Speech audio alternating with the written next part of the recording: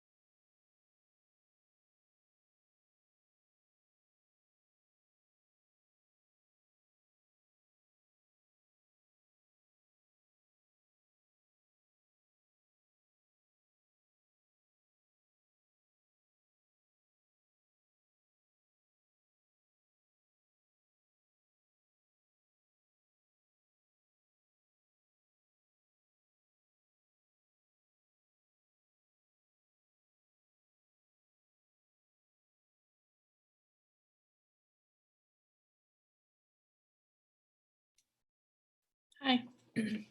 So just to let you know, we are currently live streaming on YouTube. Okay. Up earlier. So if you want to turn off your video or whatever you feel like you need to do until we get started, feel free. Okay. Thank you.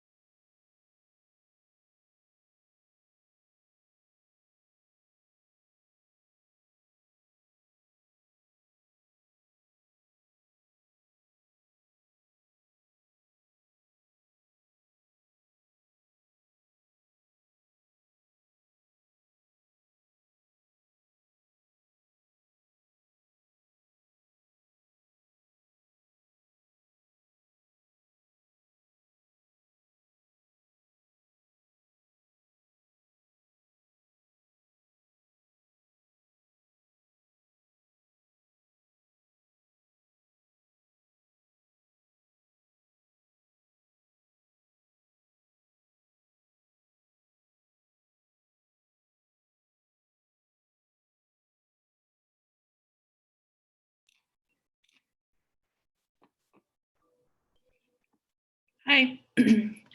So the round starts at 1 and we are currently live streaming on YouTube, just to let you know. So if you'd like to mute yourself or close your video or whatever you feel like you need to do. Okay.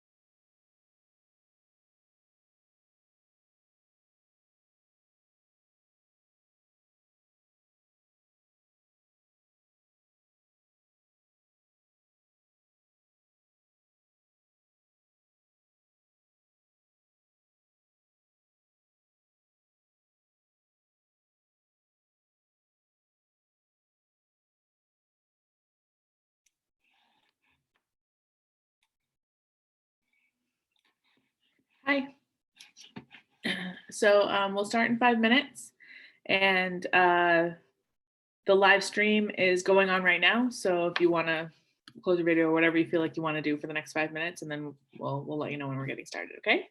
Awesome. Awesome. Thank you.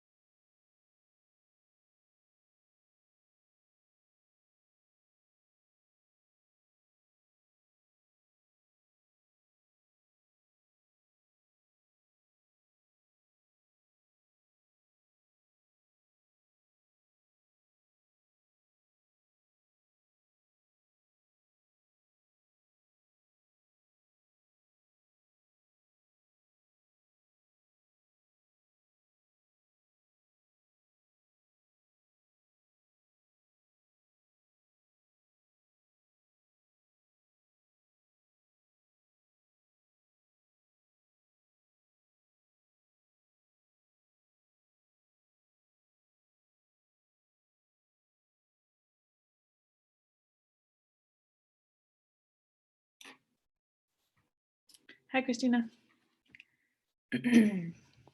So hopefully all of you with your screens off are there. It's 1 minute until 1 o'clock, and all 3 participants who are not double or triple entered are here.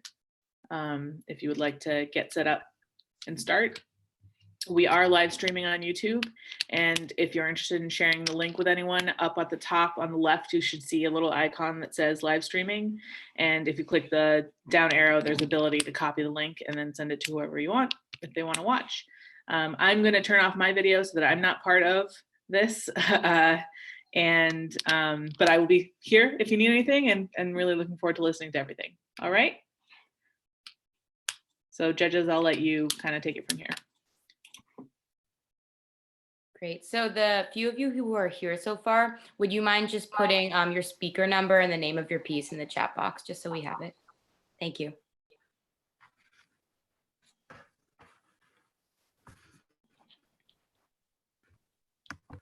And then Andy or Kate, does one of you want to time, or do you want me to time? Doesn't matter to me. Doesn't matter to me either. So Same here. Whatever works for everybody. That's fine. I can time if that works. Okay, Okay. sounds good. Thank you. No problem.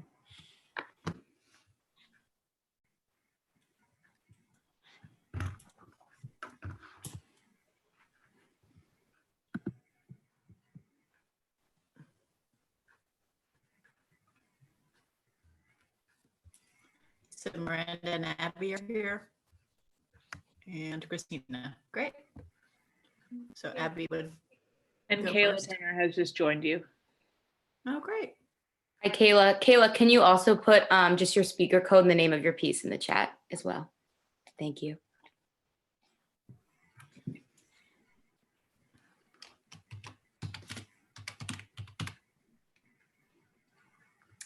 So Kayla, do you need to go first because of your double entry?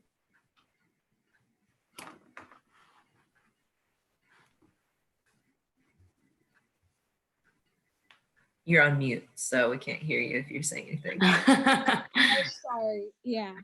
Is anybody else double entered or is it just me? You're the first double entry here. Okay. So if you want to go first, you can. Mhm.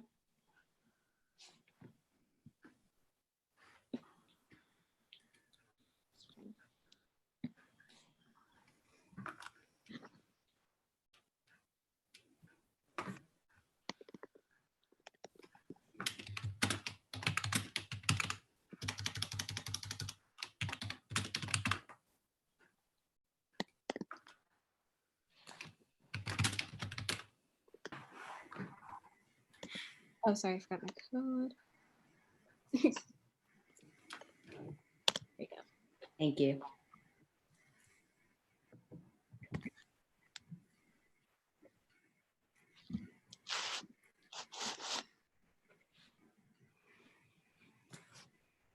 So I'm going to be timing. Would you like to start your own timer as well? We can. Okay.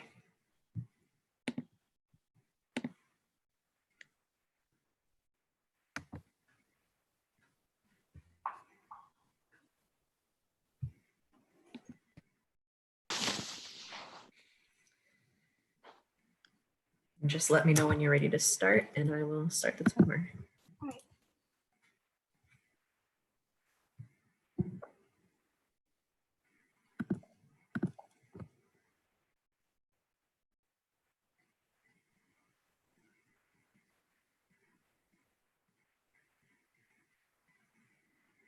Today, I could not find my way around Central.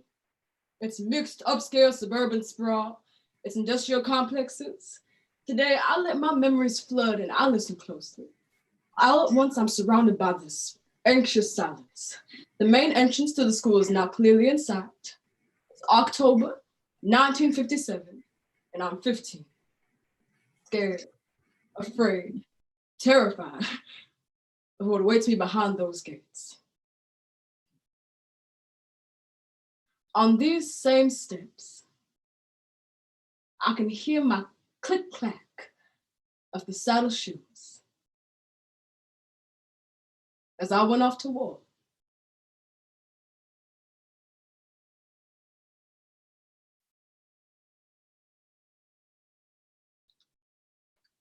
In 1954, Brown versus Board of Education ruled that desegregation was to occur throughout the United States for a brighter, more united States of America. However, 66 years later, we still live with segregated school systems, from our public school classrooms to the steady increase of charter schools. However, in Melba Beale's firsthand account of being one of the Little Rock Nine, we see, though we've made racial progress in the classroom and beyond, we still have a ways to go. Her story reminds us of our duty not only as students, but as parents and teachers, to make every space a safe place to learn. Warriors, Don't Cry, by Melba Beals. Black folks aren't born expecting segregation, prepared from day one to follow its confining rules. Nobody hands you a book when you're teething and says, here's how to behave as a second-class citizen. Instead, the slow humiliation of segregation creeps over you, stealing a teaspoon of your self-esteem each and every day. But for as long as I could remember, I'd fantasize about how wonderful it would be to attend the Central High School. But the truth was more treacherous and far more difficult than I could have ever imagined. But all ears perked up when 17 children were selected to enter the Central High School.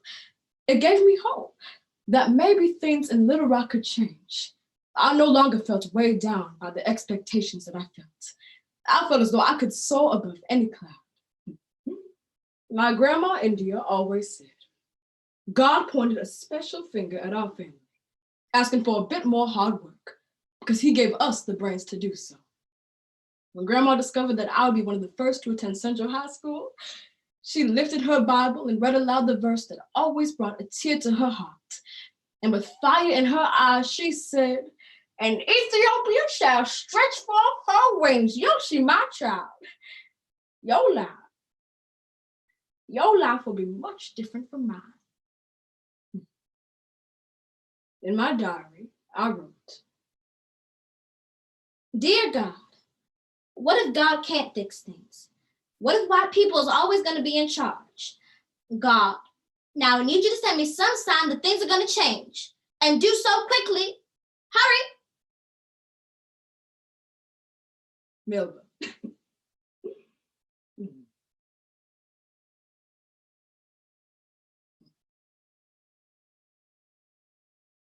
September 23rd, 1957. How could I forget? The town was crowded from journalists from all over the world. It was not yet 8 o'clock when Mama arrived at the school. I gave her a quick pick because I had been late, and we 9 nervously exchanged smiles. And to my right, there was a crowd of angry white men chanting, 2, 4, 6, 8, we ain't gonna integrate. The guards quickly moved us ahead into the building, and suddenly I was breathless and all alone.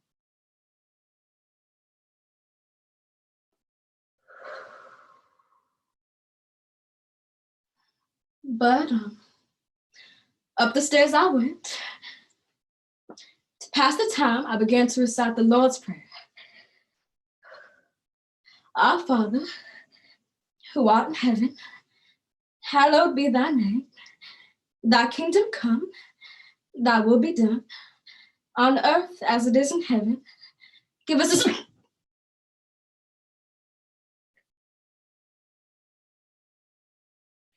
And I felt it,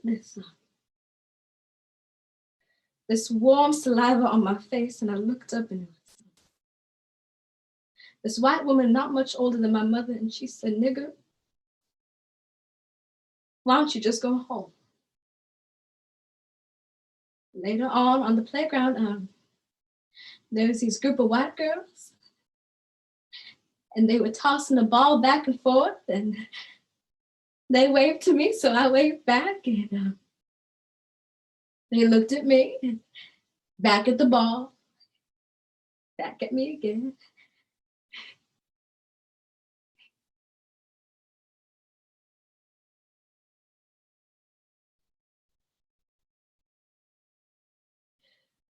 You know, for a moment, I actually thought, what if I could hit the ball and score? It took me a while to realize the ball was whizzing right at my face. And they said, "The nigger is down. She is bleeding." Who could have thought? Niggas bleed red blood too. I looked down at my saddle shoes, and the blood from my face had stained the complexion. My soul was weeping, but I remember what my grandma taught me. She said, "You make this your last cry, girl. You're a warrior on God's battlefield, and God's warriors do not cry, because they trust that God is always on their side." The women in this family do not break down in the face of trouble. We ship trouble right on out. So I wrote,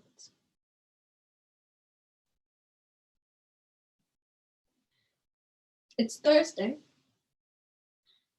September 26, 1957.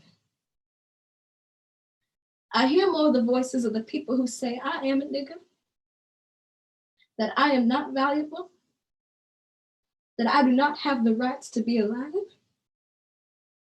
After 3 full days inside Central, I know integration is a much bigger word than I could have ever imagined. It's hard being Little Rock white people. I don't know if I can do this whole integration thing forever. I want to run away now. I want a happy day.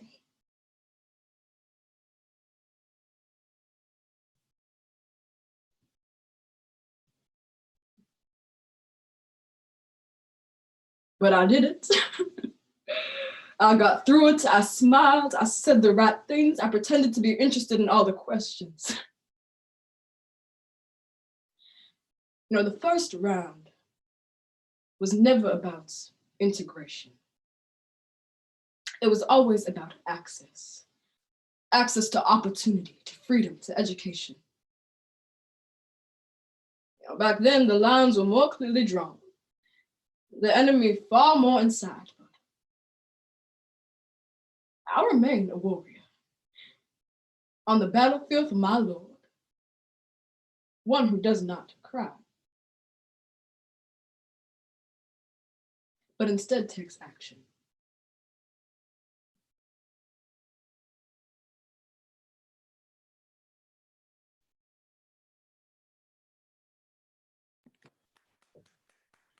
Thank you. Thank you. Bob. Your time was 9:04. Thank you. Nice job. Maybe excuse my next round. Yes, absolutely. Thank you. Have a great round. Good everybody. luck. Good luck. Good luck.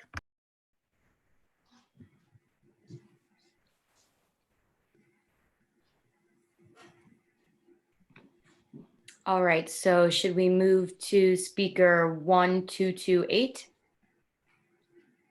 Great.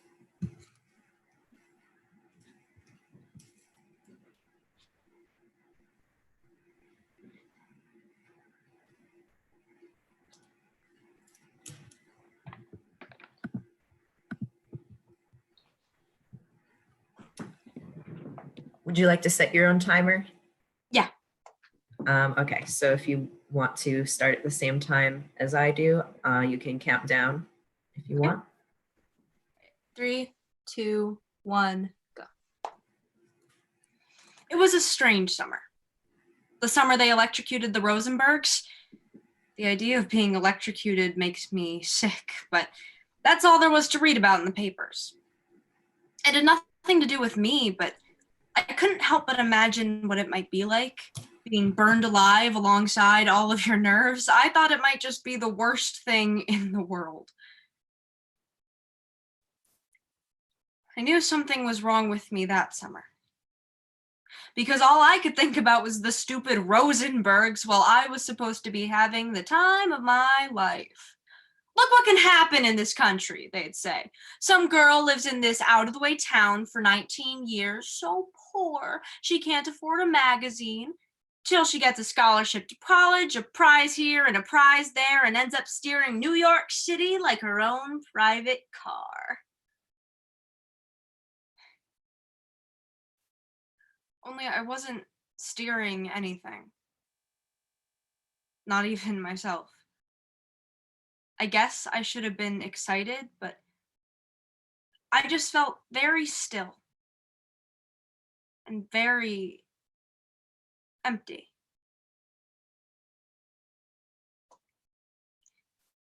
In the 1950s and 60s, the all too common mental health issues of today were little understood.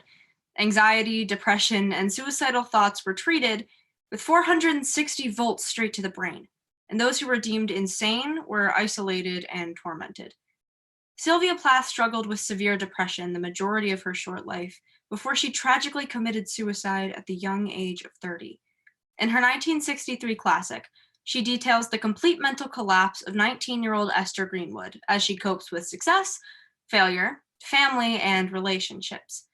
bombarded with constant cries of just get over it and attempts to find a quick fix, she can't help but contemplate the unthinkable. She's forced to keep her emotions inside, fit them into The Bell Jar by Sylvia Plath. Buddy Willard was a hypocrite. Of course, at first, I thought he was the most wonderful boy I'd ever seen. I'd adored him from a distance for 5 years before he even looked at me, and then there was this beautiful time where I still adored him, and he started looking at me. And then I discovered quite by accident what an awful hypocrite he really was. He told me that the annual fall chest x-ray showed he caught TB, and he was off to some place in the Adirondacks for students who got it. He said he hoped nothing was different between us, and would I please come visit him on my Christmas vacation? I'm not sure what I expected of Buddy's sanatorium. A buzzer sounded in the waiting room, doors opened and shut, and then Buddy came in, threw open a brown door, and we filed into a very narrow room. Buddy stopped for a breath. I want to ask you a question. I wanted to wait until you came up so I could ask it in person. What is it?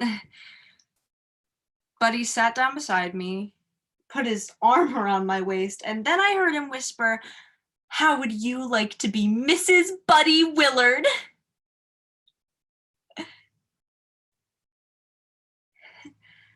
I had the awful impulse to laugh or cry. So I told him, remember when you asked me where I'd like to live, in the country or in the city? And I said I'd like to live in the country and in the city both, and you laughed and you said I had the perfect setup of a true neurotic. Well, you were right.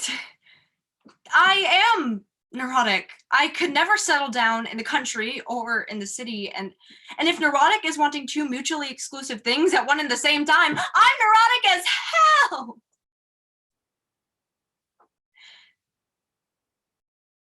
I can't. My last night in New York came and went. I came home, wandered into the dining room, and propped on the table, I found a thin blue letter addressed to me from Buddy Willard. Buddy wrote that he was probably falling in love with a nurse who also had TB, but his mother had rented a cottage in the Adirondacks for the month of July, and if I came along with her, he might well find that his feelings for the nurse were a mere infatuation. I snatched up a pencil and crossed out the message. I never wanted to see Buddy Willard ever again.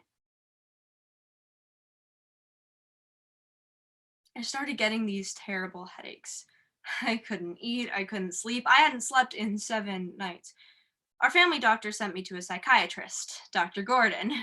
I hated him the minute he walked through the door. Suppose you try to tell me what you think is wrong. What did I think was wrong? That made it sound like nothing was really wrong, that I only thought it was wrong. In a dull voice, I told him about the not eating, the not reading, the not sleeping. In one smooth move, he got up and shook my hand. See you next week, then. So I went back, and when I got in the car, my mother told me, Dr. Gordon doesn't think you've improved at all.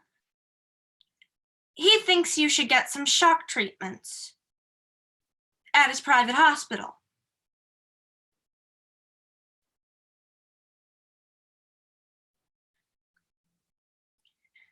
Dr. Gordon led me into a bare room at the back of the house, and I lay down on the bed. Then something bent down and took hold of me and shook me like the end of the world. Whee! It trilled through crackling air with red and blue light. Each jolt drugged me until I thought my bones would break.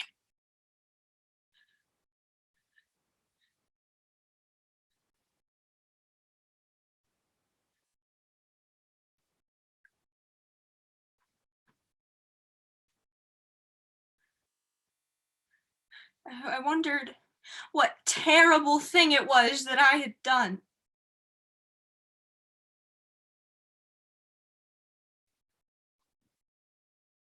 If anyone does that to me again, I'll kill myself.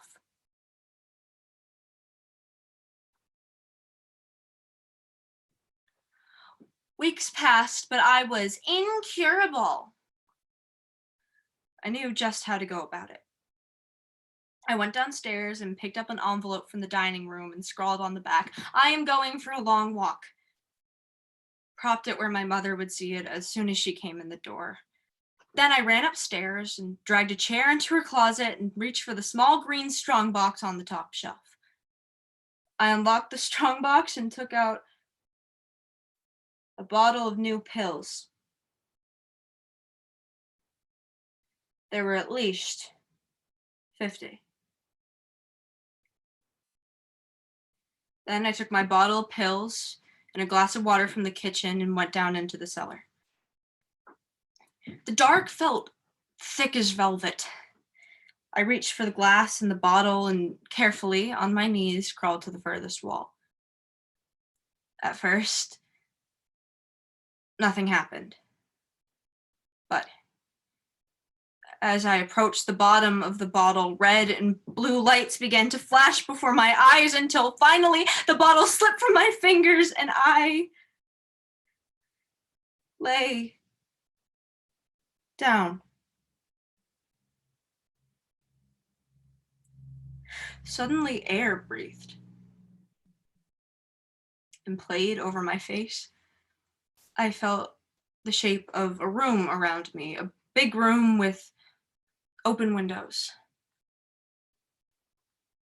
Then I felt warmth, like I must be lying in the sun. If I had opened my eyes, I would see colors and shapes bending in on me like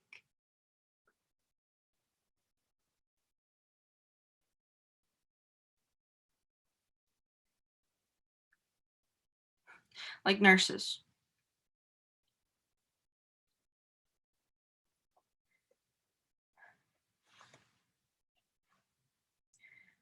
I took a deep breath and listened to the old brag of my heart.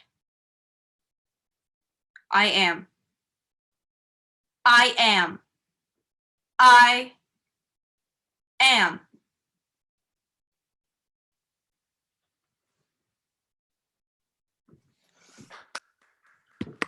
Nice job. Thank you. Your time was 9:58. Thank you.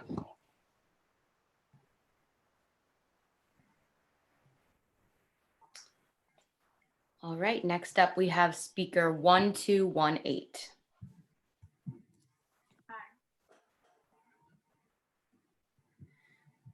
Would you like to set a timer? You can just start whenever I start. Okay, perfect.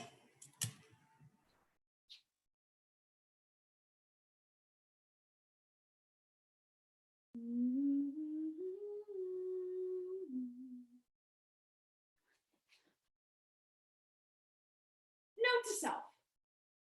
Don't be gay in Indiana. Well, actually, that's a note for everybody else. I'm already gay in Indiana, and spoiler alert, it sucks. I told the internet on my YouTube channel. It's me, Emma sings my guitar and mostly covers of whatever's popular at the moment. I don't have very many friends. So, those little digital hellos, they really make me feel less alone.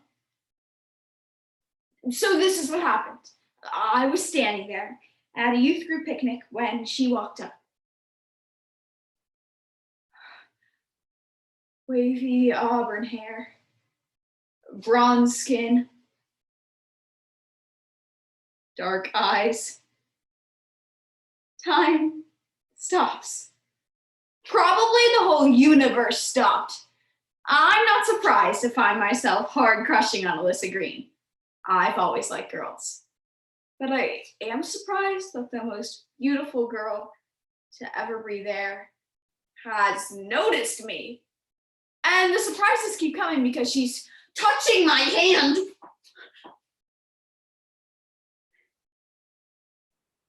And she's standing with me.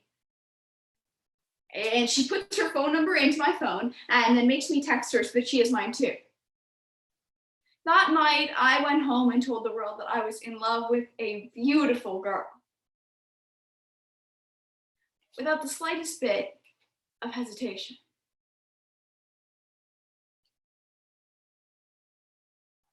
All over the country, proms have been canceled.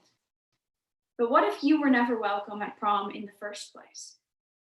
All Emma wants to do is go with her girlfriend, Alyssa. For queer kids like me, it's stories like these that tell us this. You are not the problem. You are never the problem. You deserve to dance with whoever you want to at the prom. Adapted from the hit Broadway musical by Sandra Mitchell. I just want to dance with you, Alyssa.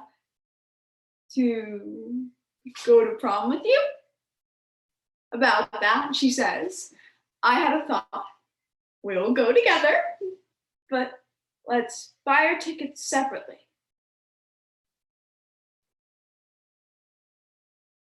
I need to be able to ease my mom into this, she says. But it's fine. It's just one more day out on my own before prom in the halls at school. And as I heard Durham down the hall where my locker is, I can feel eyes on me.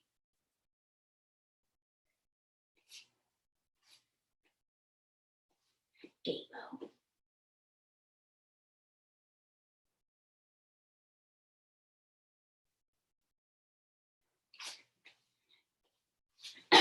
Gabo!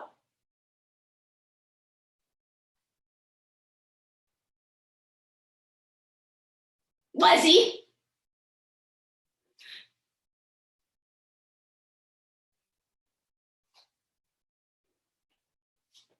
When I steal a look up, there's a locker decorated. Just breathe, Emma, okay? This time, it's not graffiti for the custodians to scrub clean. No, it's 2 red balloons that mark the hanging of a rainbow teddy bear. Someone took the time to make a noose. Someone took the time to string it through the locker vents so that a pride-flavored Beanie Boo could bite the dust. This is a death threat.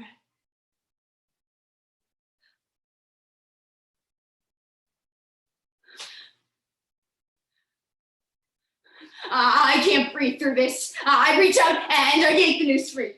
I feel small and sharp and brittle, but the people around me, they just hold back like a wave or something.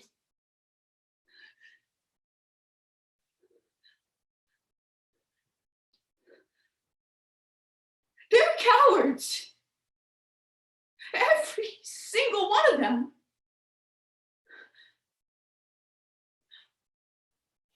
I'm going to prom. A heavy bass line reverberates all the way out here.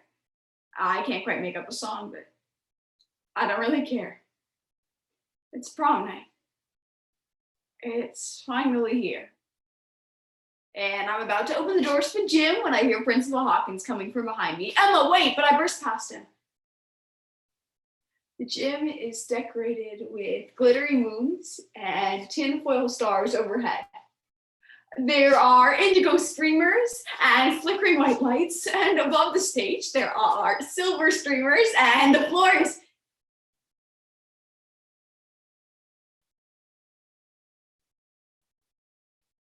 empty. Yeah, but the chairs are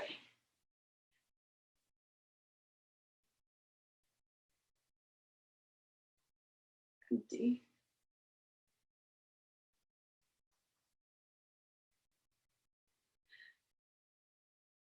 The whole gym.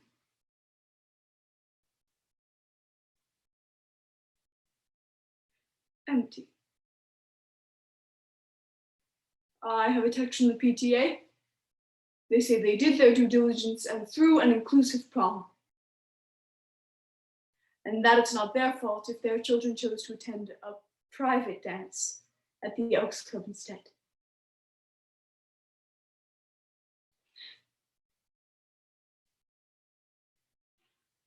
I walk out of there. I mean, I don't even bother to run, right? I walk with my big dinosaur bones and my stupid dinosaur feet in this stupid monster dress that I didn't even want to wear. I walk straight out of James Madison High School. And when I get home that night, I post another video and I was saying,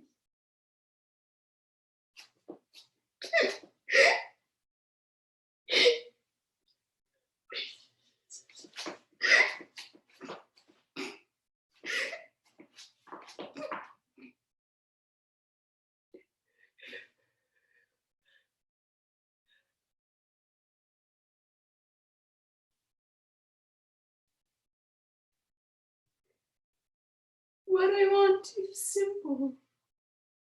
As far as wanting goes, I just wanna dance with you.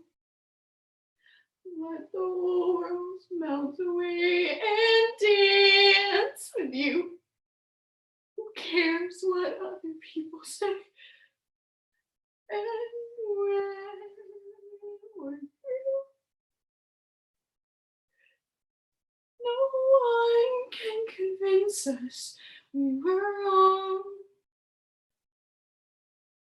All it takes is you and me. End of song.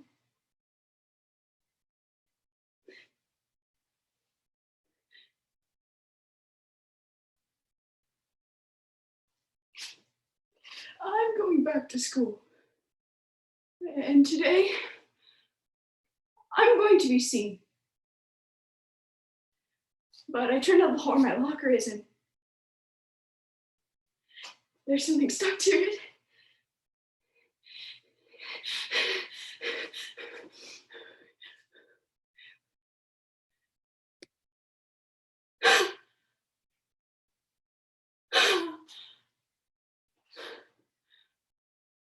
Someone has pasted a glittery rainbow at the top of my locker. And beneath it, there are the words to my song in calligraphy. The people around me are smiling. I am Emma Nolan. Hoosier. Lesbian. And a human being. And I am proud of that.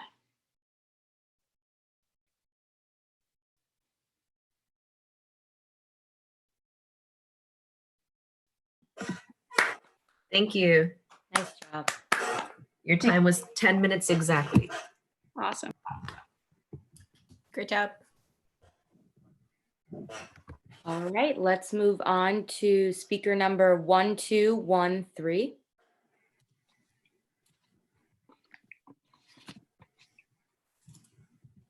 Would you like to set a timer? Is it okay if I leave the timing to you? Sure.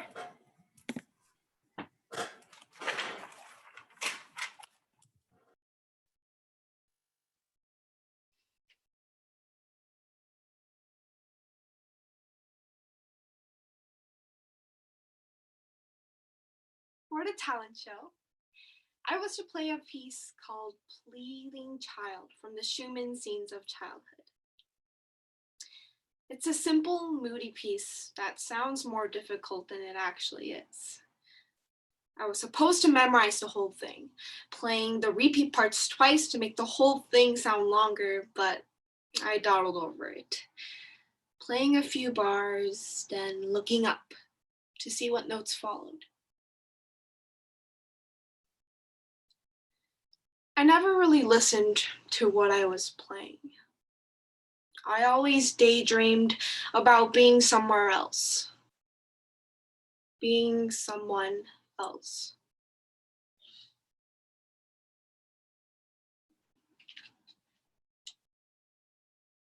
America is the land of opportunity.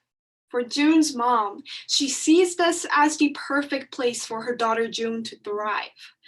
Trying to mold her into a perfect daughter, she sets June out to become a genius piano virtuoso. For June, this means desperately struggling to live up to unrealistic expectations. Within their jumbling war and their black Wurlitzer piano, June and her mom learned the importance of being able to express your love and the danger of bottled up emotions in Two Kinds by Amy Tan. The part I like to practice best was the fancy curtsy. You stick your right foot out, touch the rose on the carpet with a pointed foot, sweep to the side, left leg bends, look up, and smile. My parents had invited all of the couples from the Joy Luck Club to witness my debut. Auntie Lindo and Uncle Tim were here, and Waverly and her two older brothers had also come. When it was my turn to play, I was very confident. It was as if I knew that the prodigy side of me really did exist. I remember thinking to myself, this is it. This is it. I began to play.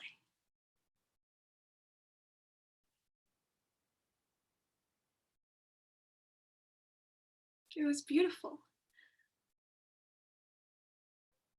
I was so caught up in how lovely I looked, I didn't pay too much attention to how I sounded.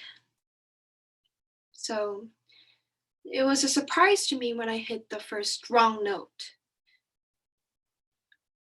And I realized something wasn't quite right. I hit another, and another followed that. I kept thinking that my hands would adjust themselves back like a train switching to the right track, but I played this strange jumble through 2 repeats, the sour notes staying with me all the way to the end. When I stood up, I tried to keep my legs from shaking. Maybe I had just been nervous and the audience didn't hear anything wrong at all. I put my right foot out, went down on my knee, looked up, and smiled.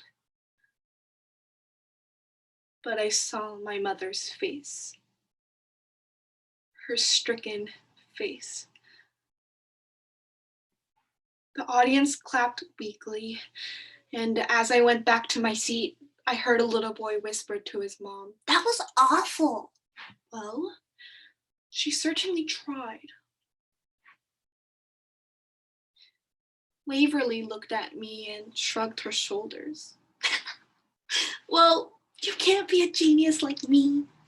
And if I hadn't felt so bad, I would have punched her in the stomach and pulled on her braids.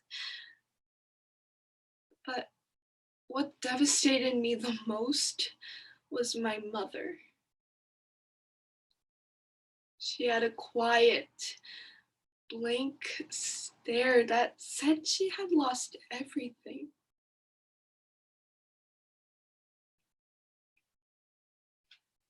When we got on the bus to go home, my father was humming a Busy Bee tune and my mother was silent.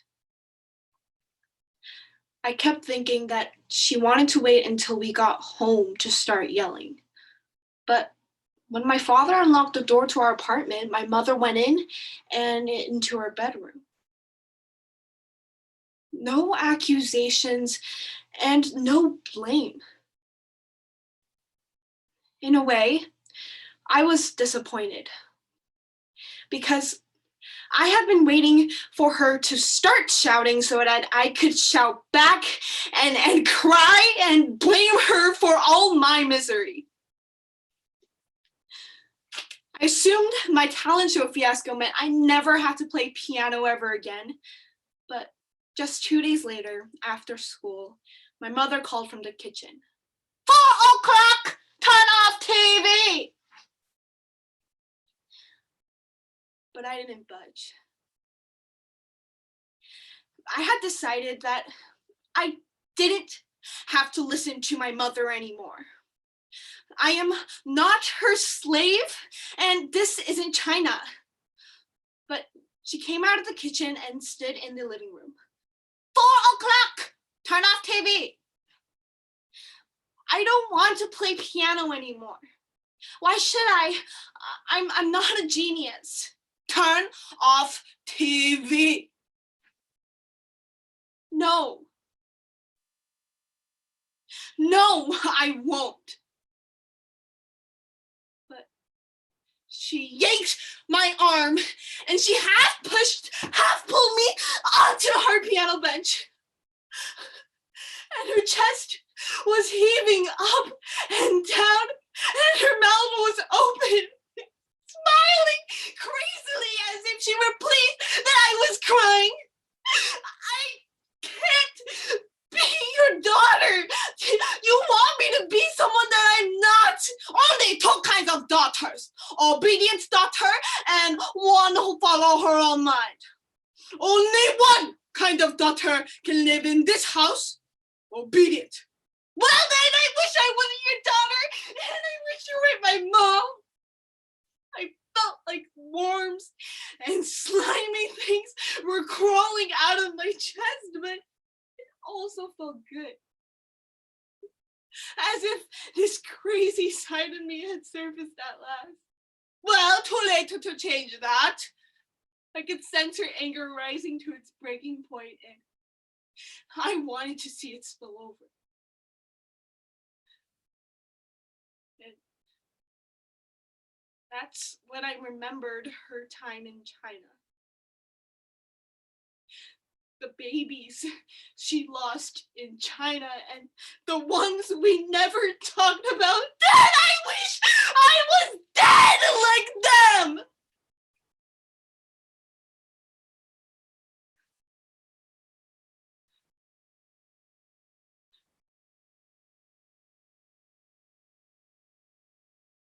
Magic words.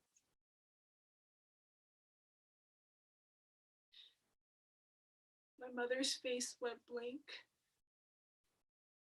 and she backed up, blowing away like a lifeless leaf.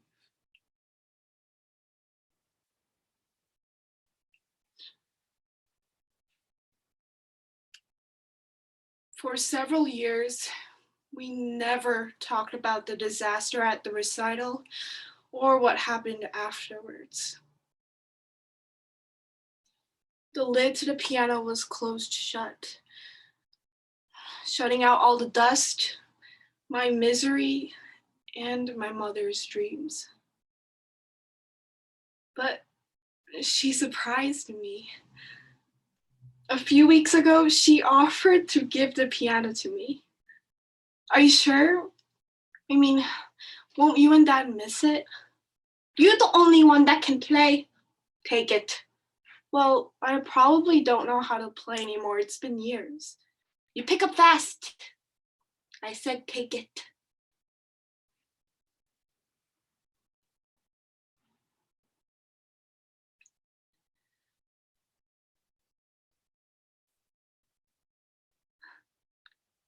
It sounded richer than I remembered.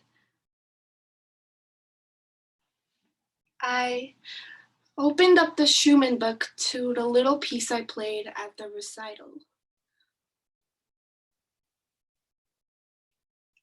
Pleading child.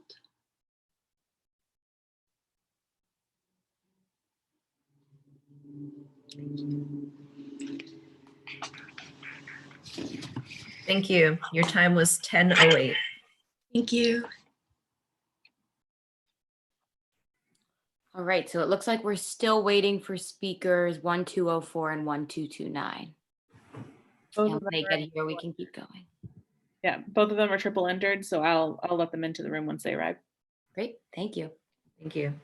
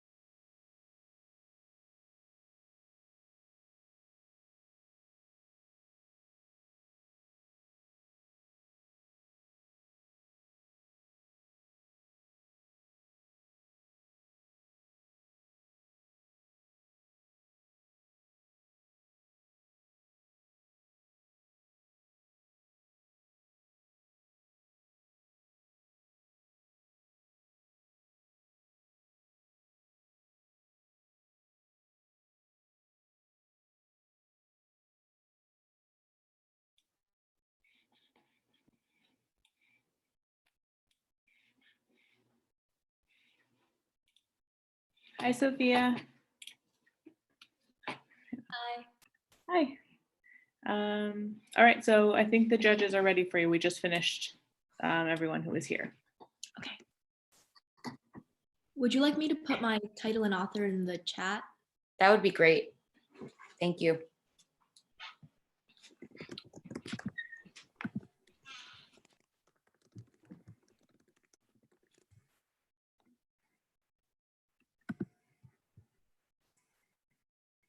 Perfect.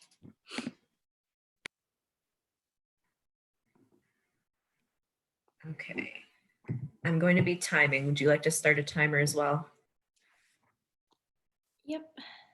Okay, I'll let you count down then so we can try and start at the same time.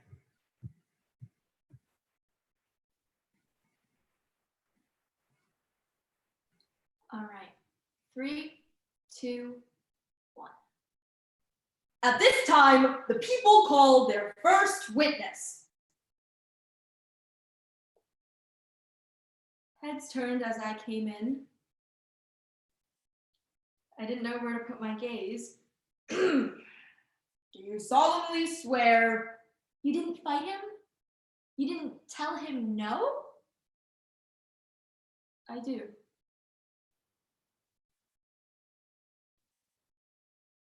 I faced the audience.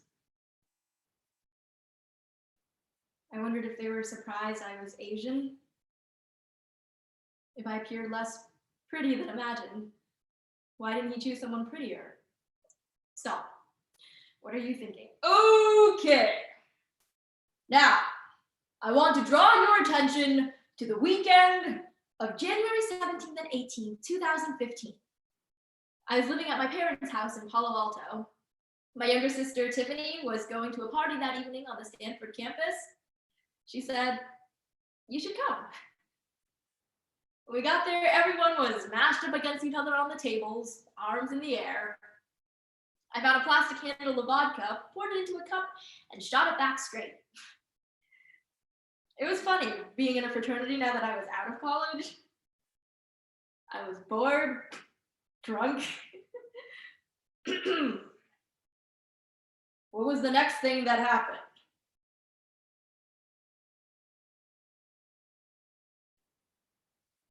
My memory went black.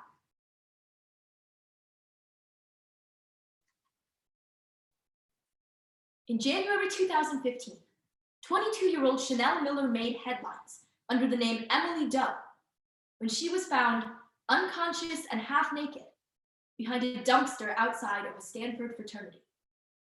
Her ensuing trial against assaulter Brock Turner will become one of the most highly publicized sexual assault cases in our nation's history. Part of the shock was Turner's sentence, a scant 6 months in jail. But what ultimately shook the world was Chanel's voice. Her victim impact statement will be read over 18 million times. Since then, Emily Doe has become a symbol of empowerment for survivors. And in her memoir, Chanel reclaims this identity. By sharing her story, we are given a glimpse of the trauma and self-doubt victims everywhere must face as a consequence of a justice system that fails to believe them. Know My Name by Chanel Miller. Emily.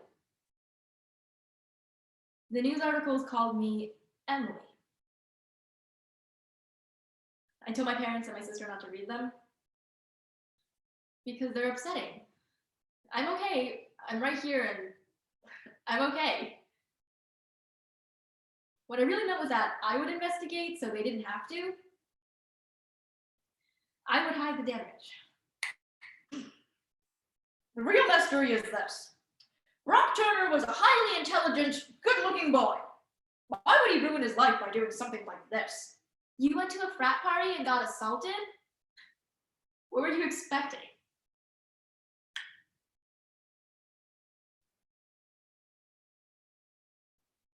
They seemed angry that I'd made myself vulnerable, more than the fact that he'd acted on my vulnerability.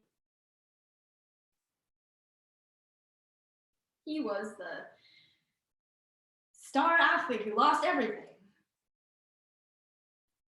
I was just the nobody it happened to.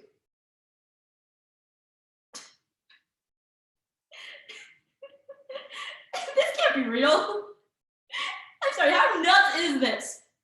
This is like the nutsest thing to have ever happened.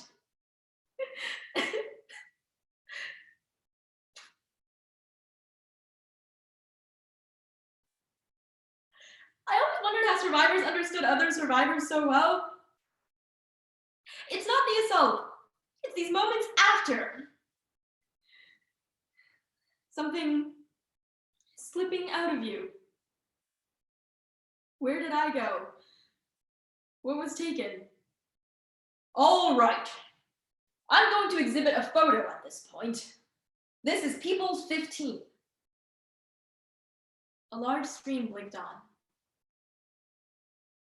I tried to lock eyes with my family. Don't look at it. Just look at me, look at me.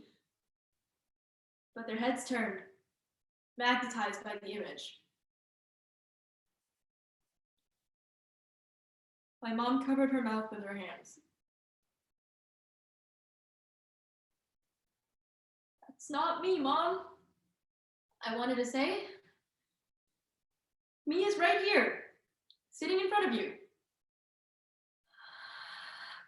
Emily Doe was someone else. And we lived separate lives. I filed invoices, licked envelopes, cut out heart-shaped valentines for everyone in the office. Emily appeared only to go to the courthouse or police station or to make calls in the stairwell. I didn't like her fragility, the way she struggled to stand up straight in the shower or went to bed with her eyes leaking. Terrified of being touched where she could not wake up. What was the next thing that happened? Silver needles punctured my skin. Latex fingertips crawled over my neck, stomach, thighs. I heard every click of a black camera capturing my hair, goosebump, vein, pores. Nobody explained to me why my hands were bleeding, why my hair was dirty, why my underwear was gone. I woke up in the hospital, and I didn't tell my family. I didn't want to learn more about the court system. I refused therapy. I told Emily, you don't need it. You don't need it. I don't need it.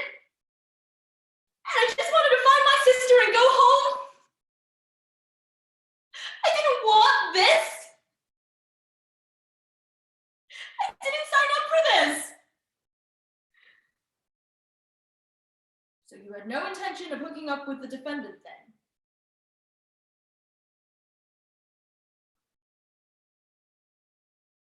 No. Ask me again. Ask me a million times and that will always be my answer. No is the beginning and end of this story.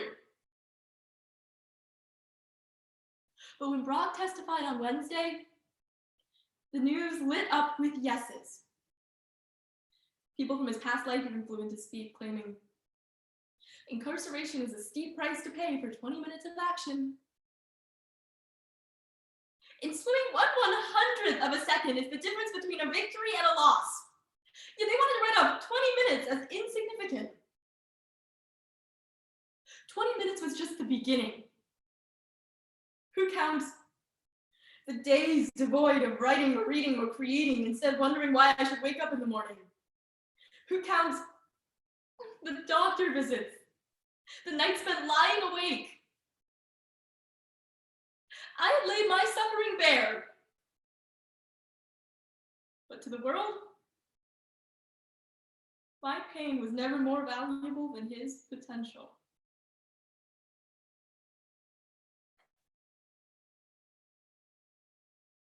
The judge announced the sentencing.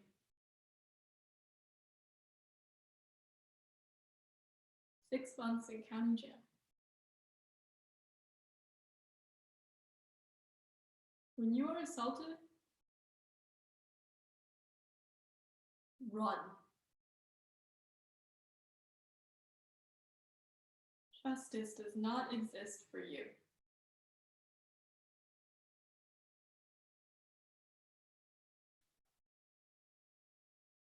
That night, for the first time, I let myself be broken. I had two arms locked around my pillow, my chin dug in. Hold on.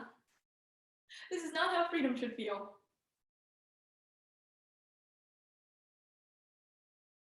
I opened up my notebook. Then I began to write.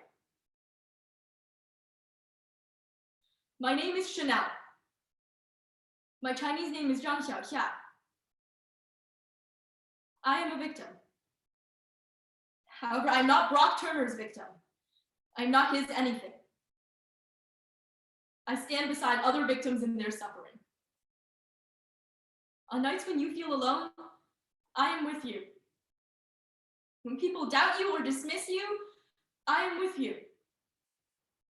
To victims everywhere, I am with you.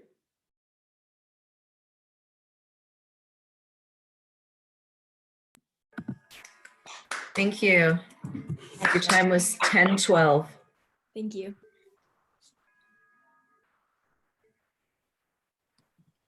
I just let Marcus in. Perfect.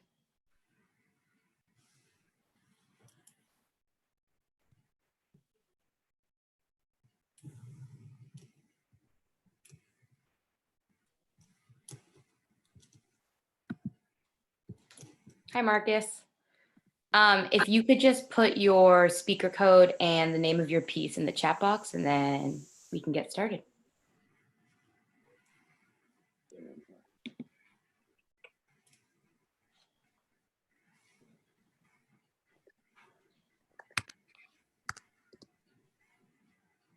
You want the title of my piece and author along with my other? That'd be great. Thank you.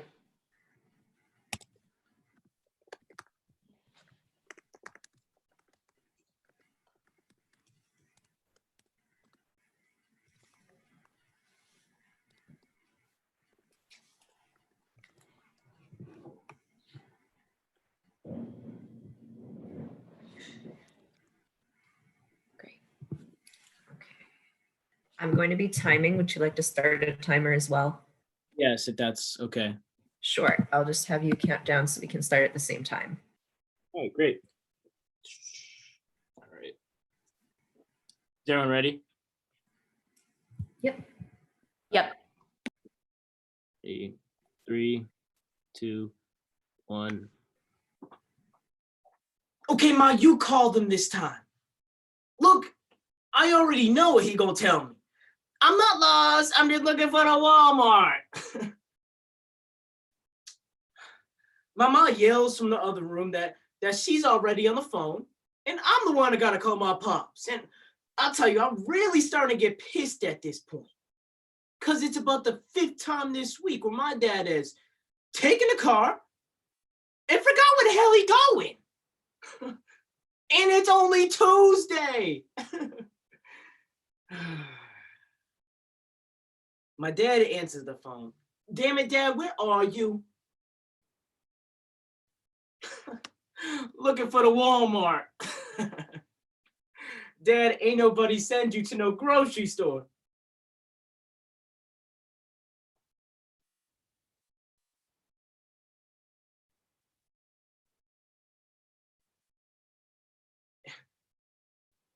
And I could hear the depression in his silence.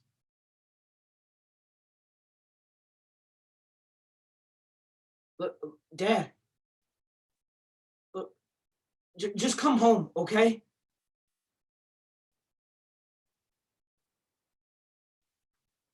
He says, okay, I'm on the way. But for some reason, I don't think he is.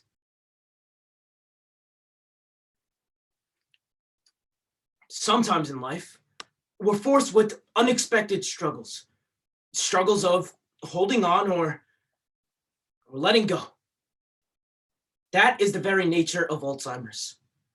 Dealing with a loved one or family member being there, but not really being there.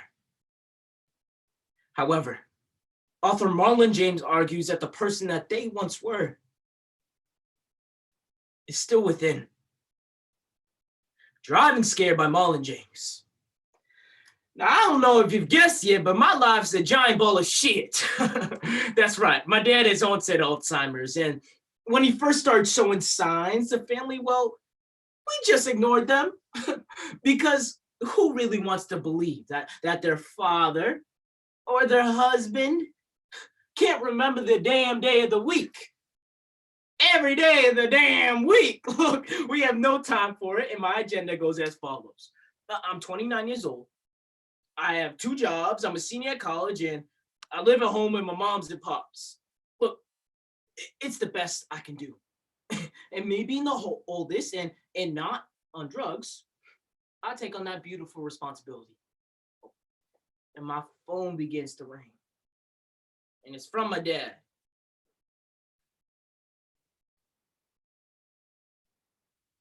And he's telling me that he's lost. Okay, Dad, do you see anything around you, like a store, a restaurant, anything? He says he doesn't see anything, he just ran out of gas. Okay, Dad, do you remember the last thing you saw? Like a sign, a store, a chicken crossing the road, anything?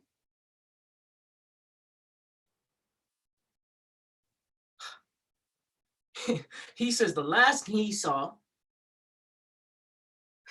was a sign that read Houston 36 miles. We live in Dallas. Look, Dad, just stay in the car, okay? Call the police. Me and Mom are on the way. So me and my mom get in the car, and the silence is as thick as one of Rosie O'Donnell's thighs. and I try to break it by saying, "Hey, Ma, tell me a story about me and Pops, when I was a kid." And she tells me about the time I ran away from my Pops. And at this point in the story, I feel obligated to tell you about that story. So here we go. I was 6 and my dad was old, just old. Always has been and always will be, but he's always been strong as an ox. And we were at this fancy mall, the likes of which my 6-year-old self has never ever seen. But they had these fancy escalators that went from the bottom floor all the way to the top. So I take off, but instead of going up the escalators that was going up, man, I decided to go on the escalators that was going down. And I turn around and I see my father struggling. I'm talking about knocking old woman over and everything. And he finally catches up to me, only for his pants to get caught in the machine. And not only did he tear the machine, but he tore his pants and some of his underwear in the process. Good times. I mean, this just goes to show that my father is willing to do anything for his children. And I'm making a vow to do the same thing for him. So me and my mom, we pulled aside the road. I call my dad. Hey, Dad, have the police arrived yet? He says no, and I'm not surprised. Hey, look, Dad, listen, me and Mom, we just passed a sign that said Houston 56 miles. I mean, we're not there yet, but we're getting close. Okay, listen. Me and Mom are on the way. Just stay in the car, all right? So me and my mom finally reach a sign that said Houston 36 miles. And I instantly start looking for a blue truck. I mean, it's gonna be easy to find. It's practically a family member. So as I begin to drive, I see flashing blue lights and what looks to be 2 police cars. And that's definitely my father's blue truck. So we pull aside the road. Me and my mom, we get out the car.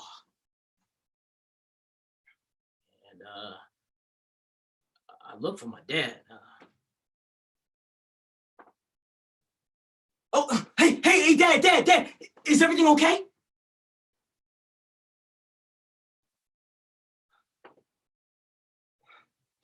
He says nothing. Oh, and the police officer responds with, yes, everything is fine. My dad tells me that they're just checking the car to make sure it wasn't stolen. And that there weren't any drugs in it.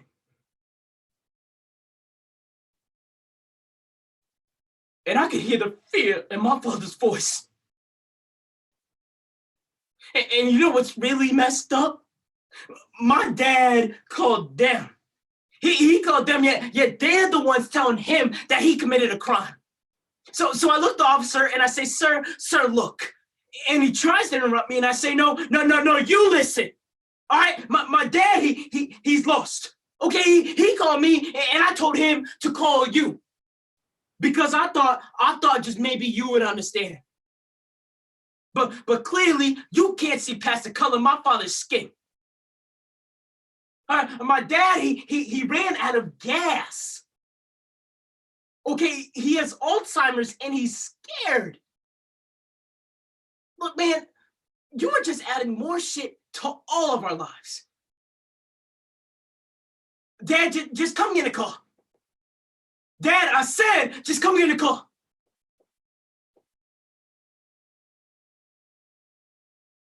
We'll be back for our truck.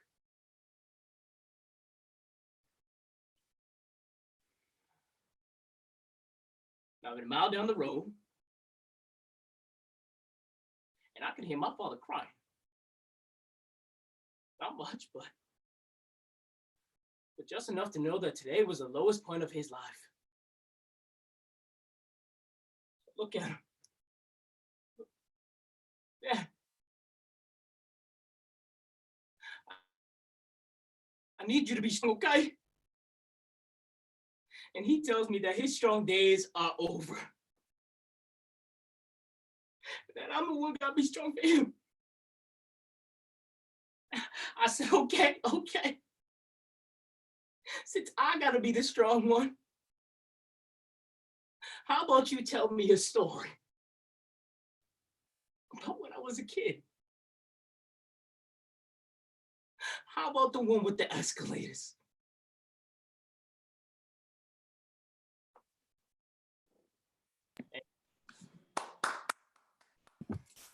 Thank you. Your time was 10:11. Nice job, everyone. That was such a strong round. You should all be so proud of yourselves. Congratulations on making it to finals at States. That was a remarkable round, truly. Good job, I second that. Great job, everyone. Thank you. Thank you. Yeah. All right, everyone, I'm going to turn the live stream off.